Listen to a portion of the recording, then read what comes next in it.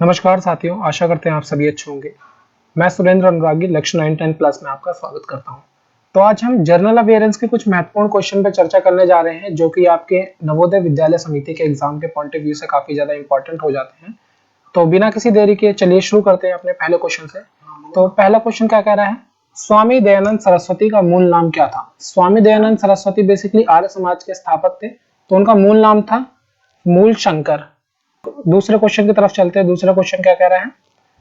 दूसरा क्वेश्चन कह रहा है वास्को डी गामा कहाँ का रहने वाला था? आपको पता होगा भारत की खोज किसने करी थी? वास्को डी गामा ने। तो वास्को डी गामा कहाँ का रहने वाला था? ये था पुर्तगाल का रहने वाला। ठीक है, आप अच्छे से रट लीजिएगा, समझ लीजिए इन क्वेश्चन को। ये क्वेश्चन आने के पूरे चांसेस रहेंगे जो आपका सामान्य अध्ययन का एग्जाम होगा। क्वेश्चन नंबर 3 की तरफ चलते हैं। रामकृष्ण मिशन की स्थापना किसने की? जो रामकृष्ण मिशन था उसकी स्थापना किसने करी? तो उसकी स्थापना करी थी स्वामी विवेकानंद ने। ठीक है, इसमें क्या था? रामकृष्ण मिशन में जो हमारे वेद थे, वेदों की स्टडी के बारे में फोकस करना था, वेदांत के अध्ययन के बारे में। ठीक है, तो आप क्वेश्चन नंबर 4 की तरफ चलते हैं। क्वेश्चन नंबर 4 क्या कह रहा है? वेदों की ओर लौटो का नारा किसने दिया? वेदों की ओर लौटो का नारा किसने दिया था? दयानंद सरस्वती ने। तो होप आपको ये भी अच्छे से समझ आ गया होगा। अब अगला क्वेश्चन क्या कह रहे हैं? टेलीविजन का आविष्कार किसने किया? जो टीवी होती है, हम टीवी देखते हैं घर में, इसका आविष्कार किसने किया? तो इसका आविष्कार किया था जॉन लोडी बेयर्ड्स ने। किसने? जॉन लोडी बेयर्ड्स ने। तो होप आपको ये भी समझ आ गया होगा। क्वेश्चन नंबर 6 की तरफ चलते हैं। क्वेश्चन नंबर 6 क्या कह रहा है? इंसुलिन का प्रयोग किस बीमारी के उपचार में होता है? तो इंसुलिन जो होती है उसका प्रयोग होता है मधुमेह, डायबिटीज के लिए। ठीक है, आप नेक्स्ट क्वेश्चन देखते हैं। नेक्स्ट क्वेश्चन क्या कह रहा है?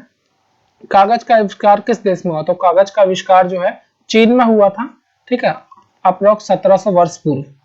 तो होप आपको ये भी अच्छे समझ आ गया होगा। तो क्वेश्चन नंबर 8 देखते हैं क्या कह रहा है? भारत का प्रथम गवर्नर जनरल कौन था? तो जो भारत का प्रथम गवर्नर जनरल था वो विलियम बेंटिक था। तो होप आपको ये भी अच्छे समझ आ गया होगा। ये समझ याद कर लीजिएगा, ये बहुत ज्यादा इंपॉर्टेंट हो जाता है आपके लिए।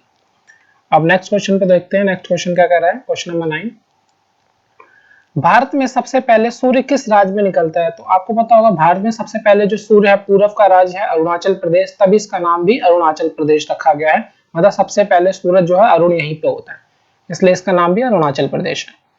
क्वेश्चन नंबर 10वां देखते हैं। 10वां क्या कह रहा है? गिद्धा और भांगड़ा किस राज्य के लोक नृत्य हैं? तो गिद्धा और भांगड़ा, भांगड़ा से तो आप समझ ही जाएंगे ये पंजाब की बात हो रही है, तो गिद्धा हो या भांगड़ा दोनों पंजाब के लोक नृत्य हैं। क्वेश्चन नंबर 11वां देखिए क्या कह रहे हैं? दिल्ली भारत की राजधानी कब बनी? तो दिल्ली को भारत की राजधानी कब बनाया गया? 1911 में। क्वेश्चन नंबर 12वां देखिए क्या कह रहा है? ओणम किस राज्य का प्रसिद्ध त्योहार है? जो ओणम हम मनाते हैं वो किस राज्य का प्रसिद्ध त्योहार है? तो यह है केरल राज्य का प्रसिद्ध त्योहार। क्वेश्चन नंबर 13वां देखिए क्या कह रहा है?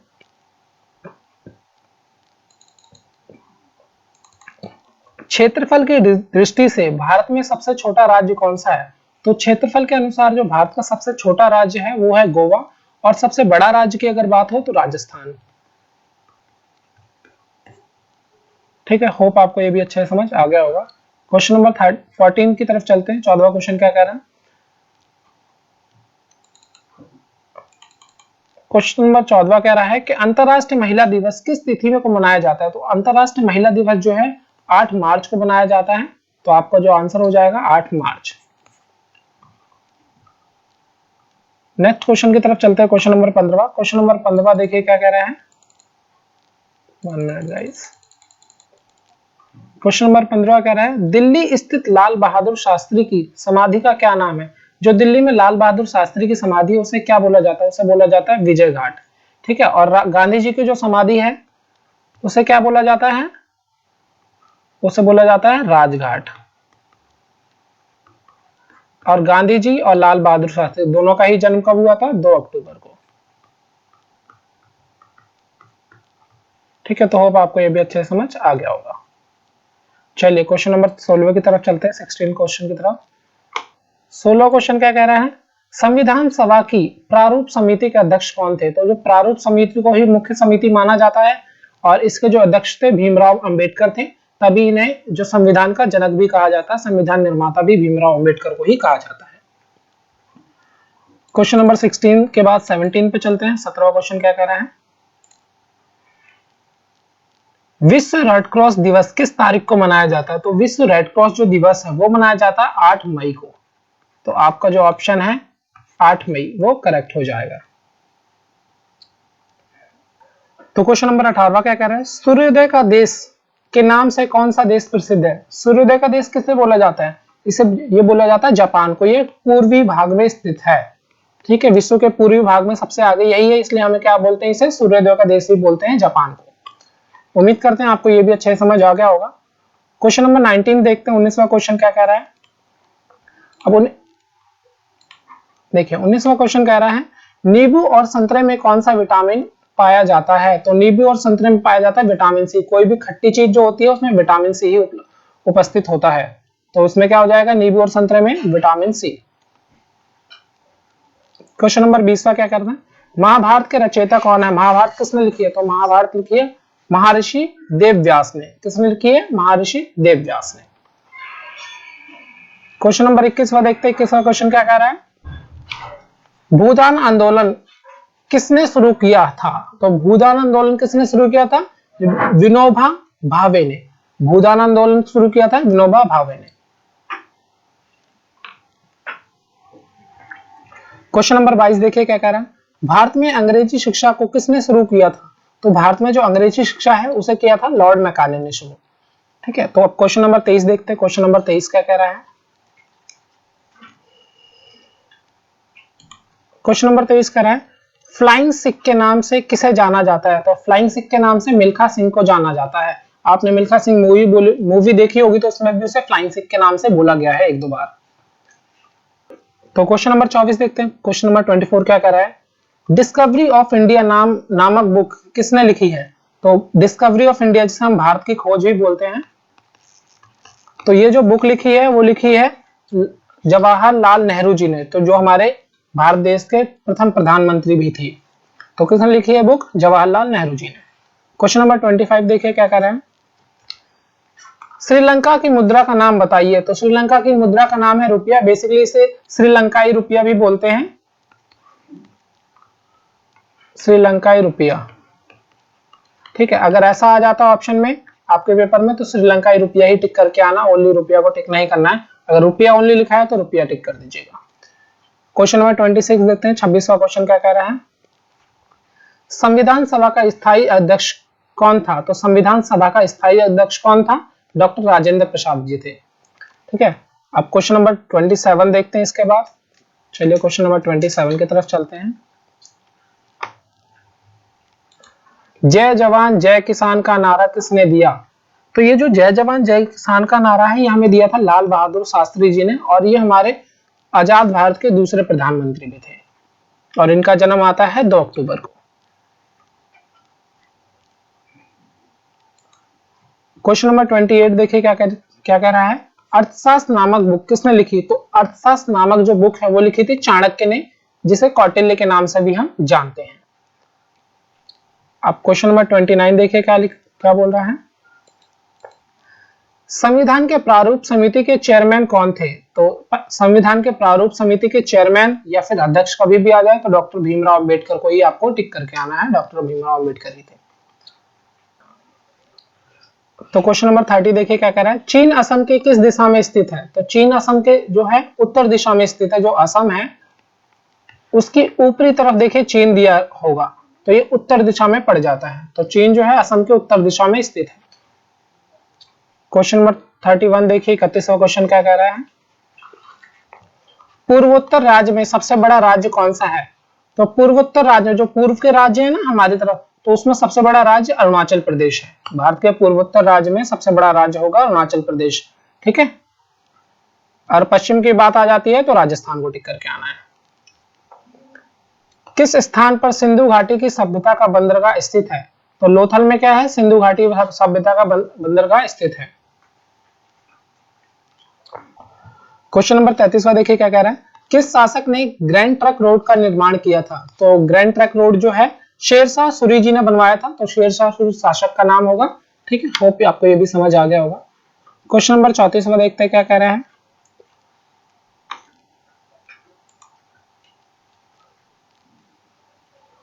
रेशम के कीड़े का भोज्य पदार्थ क्या है? जो रेशम के कीड़े होते हैं उनका भोज्य पदार्थ क्या है, क्या चीज खाते हैं वो? तो जो रेशम के कीड़े होते हैं सहतूत की पत्तियों को खाते हैं। ठीक है, तो आपने देखा होगा सहतूत की पत्तियां होती है वो भी भुन जाती है, उन्हें खाते हैं क्योंकि। अब क्वेश्चन नंबर 35 की तरफ चलते हैं। क्वेश्चन नंबर 35वां क्या कह रहा है? स्वतंत्र भारत के प्रथम भारतीय गवर्नर जनरल कौन थे? तो स्वतंत्र भारत के जो प्रथम भारतीय गवर्नर जनरल थे वो थे सी राजगोपालचारी। तो उनका नाम क्या है? सी राजगोपालचारी। अब क्वेश्चन नंबर 36 की तरफ चलते हैं। 36वां क्वेश्चन क्या कह रहा है? क्वेश्चन नंबर 36 कह रहा है प्रार्थना समाज की स्थापना किसने की? प्रार्थना समाज की स्थापना जो है आत्माराम पांडुरंग जी ने की थी। तो इसका आंसर क्या हो जाएगा? आत्माराम पांडुरंग। क्वेश्चन नंबर 37 देखिए क्या कह रहा है? चोल प्रशासक की मुख्य विशेषता क्या थी? चोल प्रशासक की मुख्य विशेषता थी ग्रामीण स्वायत्ता। तो आपको क्या आंसर टिक करके आना है? ग्रामीण स्वायत्ता। क्वेश्चन नंबर 38 देखिए क्या कह रहा है? डेविस कप का संबंध किस खेल से है? तो डेविस कप का संबंध होता है टेनिस खेल से। टेनिस में दिया जाता है डेविस कप। ठीक है, तो होप आपको ये भी समझ आ गया होगा। नंबर 39 देखिए क्या कह रहा है? माउंट एवरेस्ट पर चढ़ने वाली पहली भारतीय महिला। तो जो पहली भारतीय महिला थी जिन्होंने माउंट एवरेस्ट पर चढ़ाई कर थी उनका नाम था बनछेद्री पाल। तो ऑप्शन अगर बनछेद्री पाल है तो वही टिक करके आना आपको। अब नेक्स्ट क्वेश्चन देखते हैं। क्वेश्चन नंबर 40 क्या कह रहा है?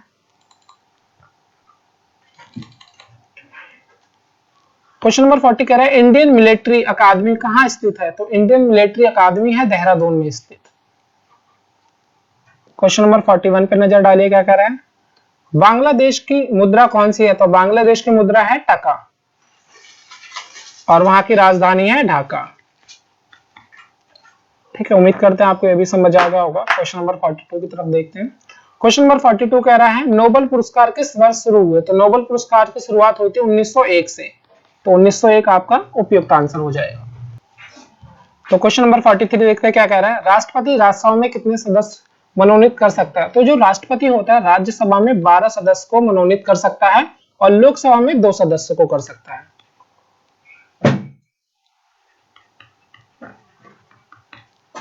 चलिए क्वेश्चन नंबर 44 देखते हैं क्या कह रहा है?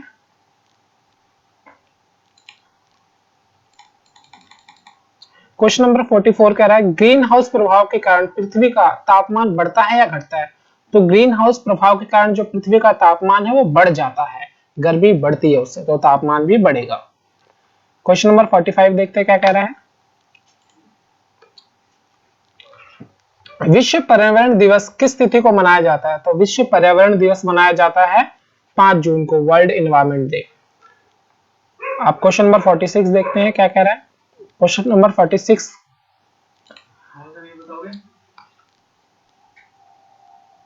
क्वेश्चन नंबर 46 कह रहा है आकाश नीला किसके कारण दिखाई देता है? तो आकाश नीला दिखाई देता है प्रकिरण के कारण। अब क्वेश्चन नंबर 47 देखते हैं क्या कह रहा है? 47वां क्वेश्चन कह रहा है वायुमंडल में कौन सी गैस सर्वाधिक पाई जाती है? तो वायुमंडल में सर्वाधिक गैस पाई जाती है नाइट्रोजन। ठीक है, उसके बाद आता है ऑक्सीजन का नंबर और इसके बाद बाकी अदर्स गैस होती है। तो सर्वाधिक है नाइट्रोजन, फिर ऑक्सीजन होती है। तो क्वेश्चन नंबर 48 देखिए क्या कह रहा है? क्वेश्चन नंबर 48 कह रहा है वायुमंडल में ओजोन परत हमारी रक्षा किन किरणों से करती है? तो जो ओजोन परत होती है वो करती है हमारी रक्षा पराबैंगनी किरणों से। तो इसका आंसर क्या हो जाएगा? पराबैंगनी किरणें। तो क्वेश्चन नंबर 49 देखिए क्या कह रहा है? 49 कह रहा है सबसे प्राचीन काल में उगाया जाने वाला वृक्ष कौन सा है? तो सबसे प्राचीन काल में कौन सा वृक्ष उगाया जाता था? खजूर का वृक्ष। तो इसका आंसर जो हो जाएगा खजूर हो जाएगा। अब क्वेश्चन नंबर 50 की तरफ चलते हैं। 50 क्वेश्चन क्या कह रहा है? तो क्वेश्चन नंबर 50 कह रहा है वन महोत्सव किसने प्रारंभ किया? तो जो वन महोत्सव था वो प्रारंभ किया था ए एम मुंशी जी ने। तो आपका जो ऑप्शन में मुंशी जी है तो वही करेक्ट हो जाएगा, A M Munshi. Question number 51 देखिए क्या कह रहा है? भारत के पहले कानून मंत्री कौन थे? तो जो भारत के पहले कानून मंत्री थे डॉक्टर भीमराव राम जी थे। तो आपका जो ऑप्शन भीमराव राम जी है वही टिक करके आना है। तो 52वां क्वेश्चन देखते हैं। 52वां 52 क्वेश्चन क्या कह रहा है, जम्मू और कश्मीर का पहला गवर्नर कौन था? तो जम्मू और कश्मीर का पहला गवर्नर था करण सिंह। क्वेश्चन नंबर 53 देखिए क्या कह रहा है। 53 है, भारत के पहले स्वास्थ्य मंत्री कौन थे? तो भारत के पहले स्वास्थ्य मंत्री थे राजकुमारी अमृत कौर।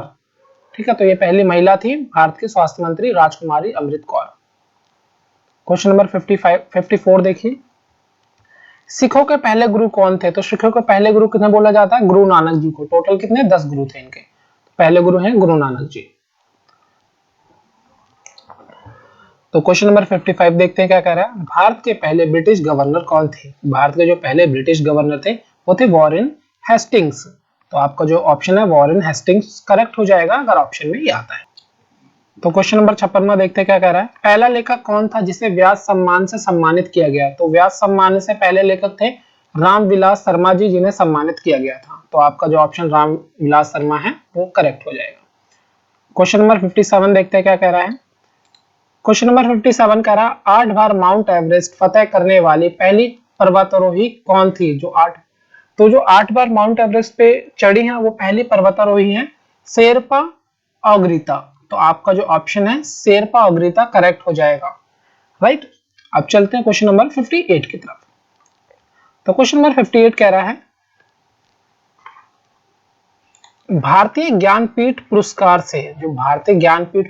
से सम्मानित प्रथम व्यक्ति कौन थे?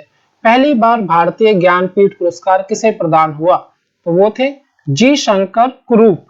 ठीक है, तो आपका ऑप्शन क्या आएगा? जी शंकर कुरूप आ जाएगा, करेक्ट आंसर होगा जी शंकर कुरूप। तो क्वेश्चन नंबर 59 देखते हैं क्या कह रहा है, प्रथम मरणोपरांत भारत रत्न पुरस्कार विजेता कौन थे? तो मरने के बाद पहले बार पुरस्कार किसे दिया गया? तो ये दिया गया था लाल बहादुर शास्त्री जी को। तो आपका ऑप्शन लाल बहादुर शास्त्री करेक्ट हो जाएगा। तो क्वेश्चन नंबर 60वां देखते हैं। 60 क्वेश्चन क्या कह रहा है, order of arts and letters का पहले शेविलियर कौन थे? तो पहले शेविलियर थे शिवाजी गणेशन। तो शिवाजी गणेशन करेक्ट आंसर हो जाएगा। क्वेश्चन नंबर 61 देखते हैं क्या कह रहा है। क्वेश्चन नंबर 61 क्या है, नोबेल पुरस्कार किसकी स्मृति में दिए जाते हैं? किसकी याद में नोबेल पुरस्कार दिए जाते हैं? तो ये दिए जाते हैं अल्फ्रेड नोबेल के याद में। तो अल्फ्रेड नोबेल क्या है आपका करेक्ट आंसर हो जाएगा। क्वेश्चन नंबर 62 62वां क्वेश्चन देख लेते हैं क्या कह रहा है। 62वां क्वेश्चन कह रहा है, सरस्वती सम्मान किस क्षेत्र में दिया जाता है? तो सरस्वती सम्मान दिया जाता है साहित्य के क्षेत्र में। अब क्वेश्चन नंबर 63 पे नजर डालते हैं, 63वें क्वेश्चन पे। तो 63वां क्वेश्चन क्या कह रहा है, ज्ञानपीठ पुरस्कार कब से प्रदान किया जा रहा है? तो ज्ञानपीठ पुरस्कार की शुरुआत हुई थी 1965 से। तो आपका जो ऑप्शन है 1965 करेक्ट होगा। क्वेश्चन नंबर 64 देखिए क्या कह रहा है। क्वेश्चन नंबर 64 कह रहा है, खेल प्रशिक्षणों के लिए द्रोणाचार्य पुरस्कार किस वर्ष स्थापित किया गया? तो द्रोणाचार्य पुरस्कार जो है उसकी शुरुआत कब हुई थी? उसकी भी हुई थी 1985 में। तो आपका जो ऑप्शन 1985 है वो करेक्ट हो जाएगा। क्वेश्चन नंबर 65 देखिए, 65वां क्वेश्चन क्या कह रहा है, सीवी रमन को किस वर्ष नोबेल पुरस्कार मिला? तो जो सीवी रमन थे उन्हें 1930 में नोबेल पुरस्कार दिया गया था। क्वेश्चन नंबर 66वां देखिए क्या कह रहा है। 66 क्वेश्चन नंबर 66 कह रहा है, भारत रत्न और अन्य राष्ट्रीय सम्मान का आरंभ कब हुआ? तो भारत रत्न और अन्य जो राष्ट्रीय सम्मान है उनका आरंभ हुआ था 1954 में। अब क्वेश्चन नंबर 67 देखते हैं क्या कह रहा है।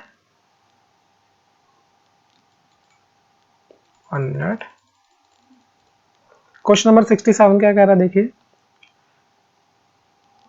धनवंतरी पुरस्कार किस क्षेत्र में प्रदान किया जाता है? तो धनवंतरी पुरस्कार जो है वो चिकित्सा क्षेत्र में प्रदान किया जाता है, मेडिकल लाइन में। क्वेश्चन नंबर 68 देखिए क्या कह रहा है, किन उपलब्धियों के लिए ग्लोबल 500 पुरस्कार प्रदान किए जाते हैं? तो ग्लोबल 500 पुरस्कार जो है पर्यावरण प्रतिरक्षा के लिए दिए जाते हैं। अब क्वेश्चन नंबर 69 देखते हैं। 69 क्वेश्चन क्या कह रहा है, कलिंग पुरस्कार दिया जाता है, कलिंग पुरस्कार बेसिकली किस लिए दिया जाता है ये पूछा गया है। तो आपका आंसर होगा विज्ञान को लोकप्रिय बनाने के लिए। अगर आपने साइंस को लोकप्रिय बना दिया है, ठीक है, तो आपको क्या है, कलिंग पुरस्कार दिया जाएगा। अब चलिए नेक्स्ट क्वेश्चन की तरफ चलते हैं। क्वेश्चन नंबर 17वां क्वेश्चन क्या कह रहा है, पुलित्जर पुरस्कार के क्षेत्र में प्रदान किया जाता है। जो पुलित्जर पुरस्कार है वो दिया जाता है पत्रकारिता के क्षेत्र में, ठीक है, जो रिपोर्टिंग करते हैं ना उन्हें दिया जाता है ये पुलित्जर पुरस्कार। क्वेश्चन नंबर 71 देखते हैं क्या कह रहा है, राष्ट्रीय एकता पर बनी सर्वोच्च फीचर फिल्म को किस पुरस्कार से सम्मानित किया गया। तो राष्ट्रीय एकता पर जो सर्वोच्च फीचर फिल्म बनी है उसे दिया गया था नरगिस दत्त पुरस्कार। तो कौन सा पुरस्कार मिला था, नरगिस दत्त पुरस्कार। चलिए अब अगला क्वेश्चन 72वां क्वेश्चन देखते हैं। 72 क्वेश्चन क्या कह रहा है, अब 72 क्वेश्चन कह रहा है ग्रैमी पुरस्कार किस क्षेत्र में दिया जाता है। तो ग्रैमी पुरस्कार दिया जाता है संगीत के क्षेत्र में। आपने गाना सुना होगा ना, ग्रैमी ले आऊंगा, ठीक है, तो बस आपको किस क्षेत्र में दिया जाता है, संगीत क्षेत्र में। क्वेश्चन नंबर 73 देखिए क्या कह रहा है, क्वेश्चन नंबर 73 कह रहा है नॉर्मन वॉरलोंग पुरस्कार के क्षेत्र में दिया जाता है। तो नॉर्मन वॉरलोंग पुरस्कार जो है वो दिया जाता है कृषि के क्षेत्र में, एग्रीकल्चर सेक्टर में। तो क्वेश्चन नंबर 74 देखते हैं क्या कह रहा है, किस क्षेत्र में असाधारण योगदान के लिए शांति स्वरूप भटनागर पुरस्कार दिया जाता है।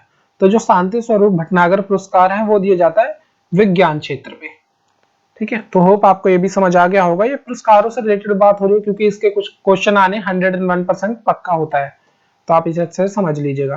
क्वेश्चन नंबर 75 देखते हैं क्या कह रहा है, अर्जुन पुरस्कार किससे संबंधित है। तो अर्जुन पुरस्कार है खेलकूद से संबंधित।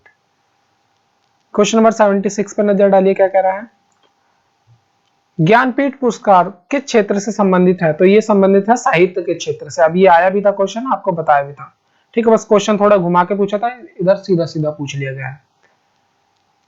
क्वेश्चन नंबर 77 देखिए क्या बोल रहा है, मैरी कॉम का संबंध किस खेल से है। तो मैरी कॉम क्या करती है, बॉक्सर है, तो ये बॉक्सिंग से संबंधित है इसका। अब क्वेश्चन नंबर 78 देखिए कह रहा है युवा दिवस किस दिन मनाया जाता है। तो युवा दिवस मनाया जाता है 12 जनवरी को।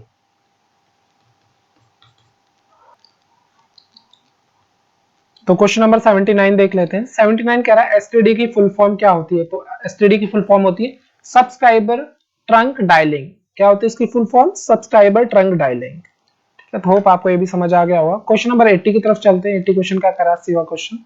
तो क्वेश्चन नंबर 80 कह रहा है इलेक्ट्रॉन की खोज किसने की। इलेक्ट्रॉन की खोज करी थी जे थॉमसन ने, और ये करी थी 1897 में, 1897 में। अब क्वेश्चन नंबर 81 की तरफ चलते हैं। 81 क्या कह रहा है, जीवन बीमा को राष्ट्रीय कब किया गया। तो जीवन बीमा को राष्ट्रीय कर दिया गया था 1 सितंबर 1956 में, 1 सितंबर 1956 में। तो क्वेश्चन नंबर 82 देखते हैं क्या कर रहा है, सबसे पहले माउंट एवरेस्ट को किसने कैलकुलेट किया। तो सबसे पहले माउंट एवरेस्ट की दूरी किसने बताई। तो ये बताई थी राधानाथ सिकदर ने। तो ऑप्शन आपका क्या है, राधानाथ सिकदर करेक्ट होगा। क्वेश्चन नंबर 83 देखते हैं, भोपाल गैस कांड का गठित हुआ था। भोपाल गैस कांड कब हुआ था। भोपाल गैस त्रासदी के नाम से भी जिसे जाना जाता है, यह हुआ था 2 और 3 सितंबर को 1984 में। क्वेश्चन नंबर 84 देखते हैं क्या कह रहा है। क्वेश्चन नंबर 84 कह रहा है अरुणाचल प्रदेश की राजधानी का क्या नाम है। अरुणाचल प्रदेश की राजधानी है ईटानगर। क्वेश्चन नंबर 85 देखिए क्या कह रहा है, स्वामी दयानंद सरस्वती का असली नाम क्या है। तो दयानंद सरस्वती जी का असली नाम क्या है, मूल शंकर तिवारी। ये पहला क्वेश्चन भी आपका यही था। क्वेश्चन नंबर 86 देखिए क्या कह रहा है, स्वामी विवेकानंद का असली नाम क्या है। तो स्वामी विवेकानंद का असली नाम नरेंद्र नाथ दत्त। अब क्वेश्चन नंबर 87 देखिए क्या कह रहा है, 87 कह रहा है इंटरपोल का मुख्यालय कहां है। तो इंटरपोल का मुख्यालय है लियोन में, जो कि फ्रांस के अंदर है, लियोन शहर जो कि फ्रांस में है। क्वेश्चन नंबर 88 देखिए क्या कह रहा है, विश्व बैंक का मुख्यालय कहां है। तो विश्व बैंक का मुख्यालय वॉशिंगटन डीसी में, जो कि यूएसए मतलब अमेरिका में, संयुक्त राष्ट्र अमेरिका। क्वेश्चन नंबर 89 देखिए क्या कह रहा है, भारत में सबसे पहली बड़ी मस्जिद कौन सी है। तो भारत में सबसे पहली बड़ी मस्जिद कौन सी है, जामा मस्जिद, जो कि दिल्ली शहर में स्थित है। क्वेश्चन नंबर 90 देखिए क्या कह रहा है, विश्व का सबसे बड़ा शहर कौन सा है। तो विश्व का सबसे बड़ा शहर है न्यूयॉर्क, जो कि अमेरिका में उपस्थित है। क्वेश्चन नंबर 91 91 क्या कह रहा है, विश्व में सबसे बड़ा रेगिस्तान कौन सा है? तो विश्व में सबसे बड़ा रेगिस्तान है सहारा, और ये है अफ्रीका में अवेलेबल। ठीक है, और भारत की बात हो जाती है तो भारत में सबसे बड़ा रेगिस्तान कौन सा है? थार, थार मरुस्थल जिसे नाम से, और ये है राजस्थान में। ठीक है, भारत की बात आए तो थार है, और दुनिया की बात आ जाए तो सहारा। क्वेश्चन नंबर 92 देखिए, 92वां क्वेश्चन क्या कह रहा है, विश्व में कौन सा देश है जहां एक भी सिनेमा घर नहीं है? तो भूटान एक ऐसा इकलौता देश है जहां एक भी सिनेमा घर नहीं है। क्वेश्चन नंबर 93 देखिए, टेस्ट मैचों में भारत की ओर से पहला शतक किसने लगाया था? तो टेस्ट मैच तो उसमें भारत की ओर से पहला शतक लगाने वाला खिलाड़ी थे लाला रामनाथ ने। ठीक है, लाला रामनाथ जी जो थे इन्होंने पहला शतक मारा था टेस्ट मैच में भारत की तरफ से।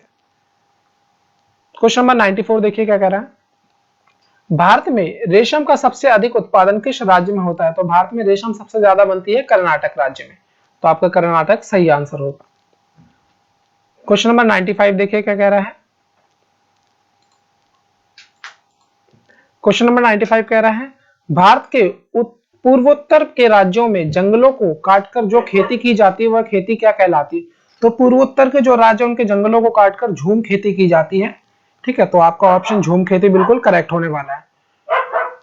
क्वेश्चन नंबर 96 देखिए, 96 क्या कह रहा है, भारत के कितने प्रतिशत क्षेत्रफल पर खेती होती है? तो भारत के 51% क्षेत्रफल पर खेती होती है।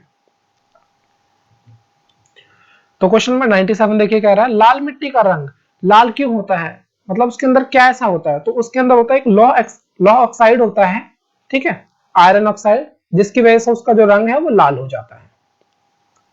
क्वेश्चन नंबर 98 देखिए क्या कह रहा है, किस मिट्टी को रेगुर मिट्टी के नाम से जाना जाता है? तो रेगुर मिट्टी के नाम से जानी जाती है काली मिट्टी। काली मिट्टी को क्या कहते हैं? रेगुर मिट्टी भी कहा जाता है।